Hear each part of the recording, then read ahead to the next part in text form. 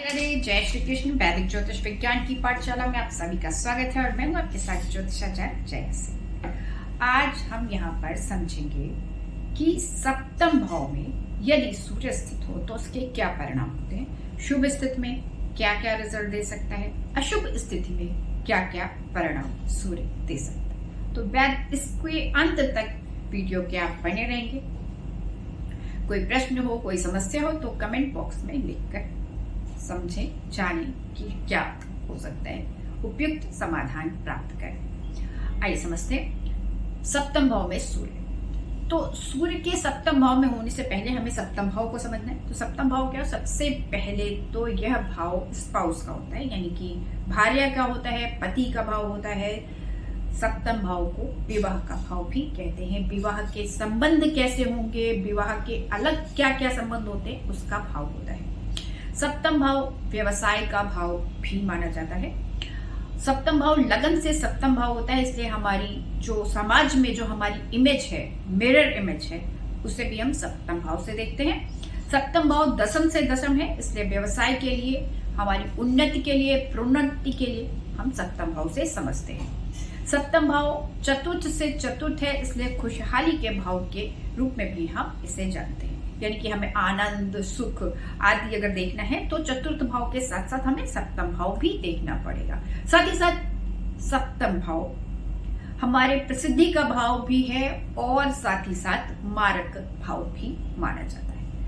अब यहाँ पर सूर्य जो कि आत्मा का कारक है, सौर परिवार का सबसे महत्वपूर्ण ग्रह है, वह सप्तम भाव में स्थित हो जाते हैं सूर्य।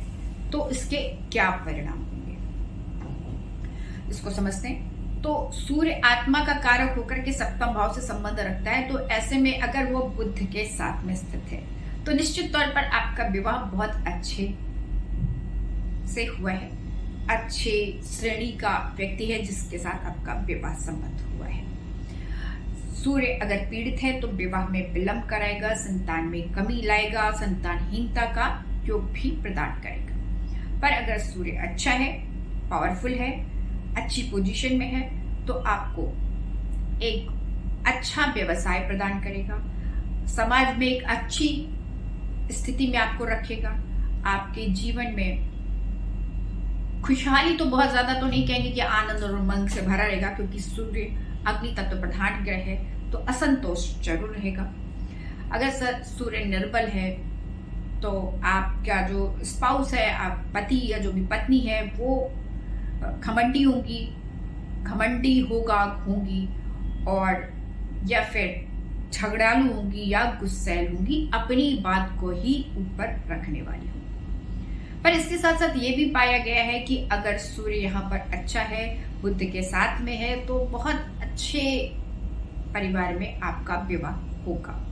यही नहीं, सप्तम भाव में मेष या धनु या सिंह राशि का अगर वहां पे सप्तम भाव में राशि है और उसमें सूर्य स्थित है, तो वैवाहिक संबंधों में आनंद और उमंग की कमी होगी।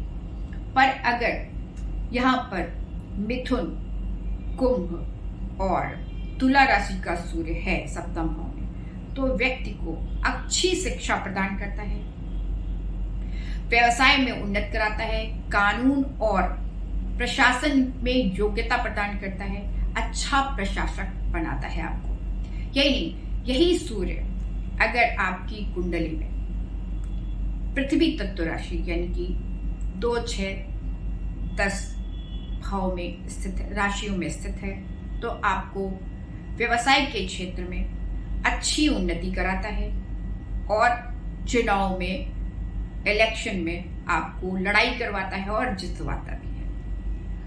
और यही सूर्य अगर जल तत्व राशि में सप्तम भाव में स्थित हो, यानी कि 4, 8 पारा भाव की राशि, पारा राशि में, यानी कि कर्क,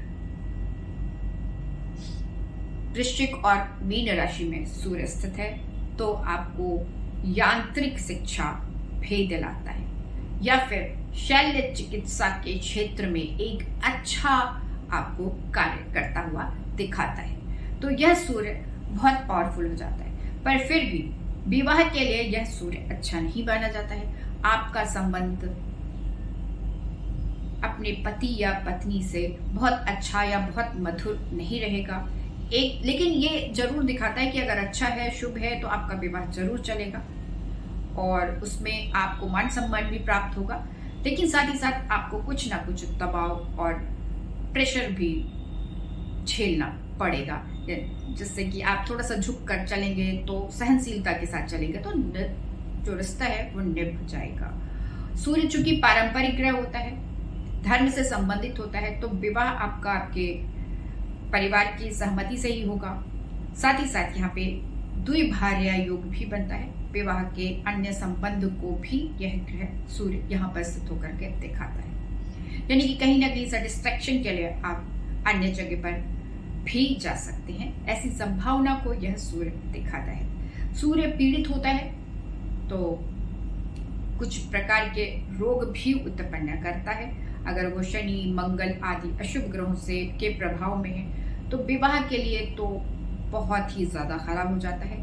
ऐसी स्थिति में आप पूजा पाठ करें, शांति कराएं और विवाह में विलंब करें, फिर विवाह करें तो विवाह के चलने की संभावना बनती है। आज के लिए इतना ही। राधे राधे, जय श्री कृष्ण।